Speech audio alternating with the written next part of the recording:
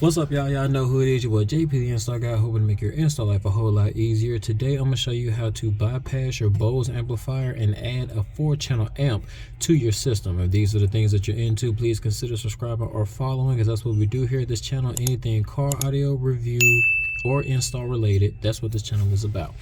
So right here in the trunk area, we have our factory Bose amplifier, and we have identified some twisted pairs of speaker wires, but we don't know what's going to be inputs and what's going to be outputs.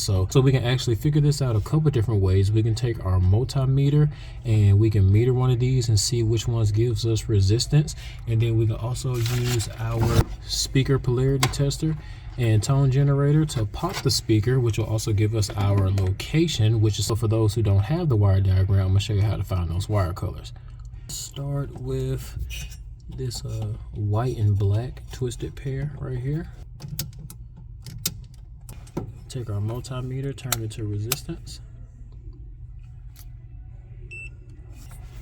Test that wire. We are reading 4.1 on that. Now, resistance lets me know that may be a speaker. We're going to take our tone generator, pop that speaker.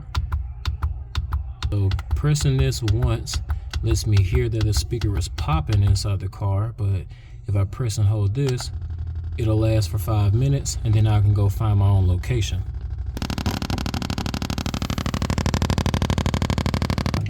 Now that we know that is a speaker, you want to cut it from the Bose amplifier, and we're going to put it off to the side and do the same thing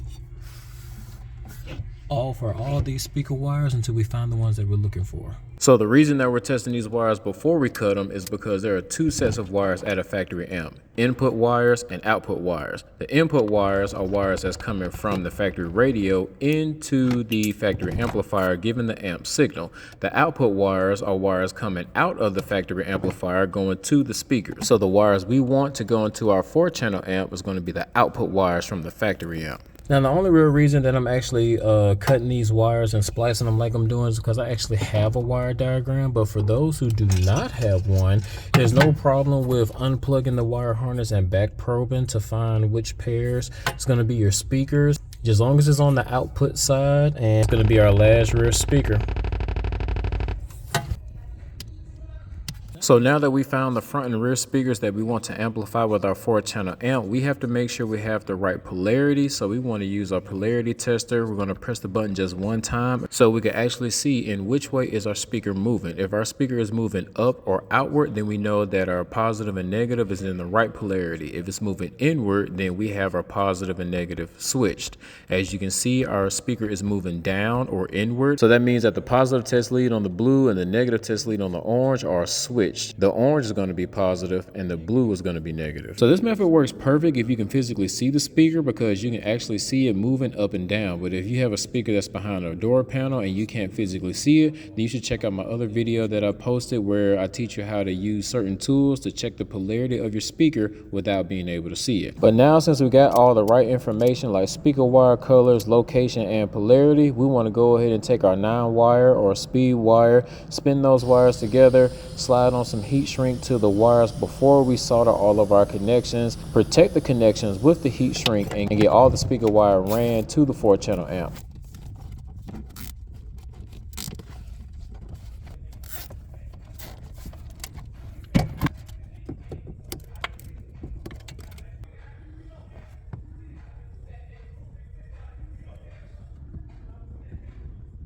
Now that we got the amp bypass out the way, everything else is pretty much downhill. We want to run that 9-wire to the terminal side of the 4-channel amp. We crimped some spade connectors on the speaker wires and inserted them into the right location. Then you want to take your RCA, plug those into the dedicated side for a signal on the other side of the amplifier, and then we're going to run those up to wherever your source is at. This vehicle had an aftermarket radio, so we plug those into the RCA output of the radio. But if you had a line output converter with a factory radio, you will put those in the same RCA jacks as well.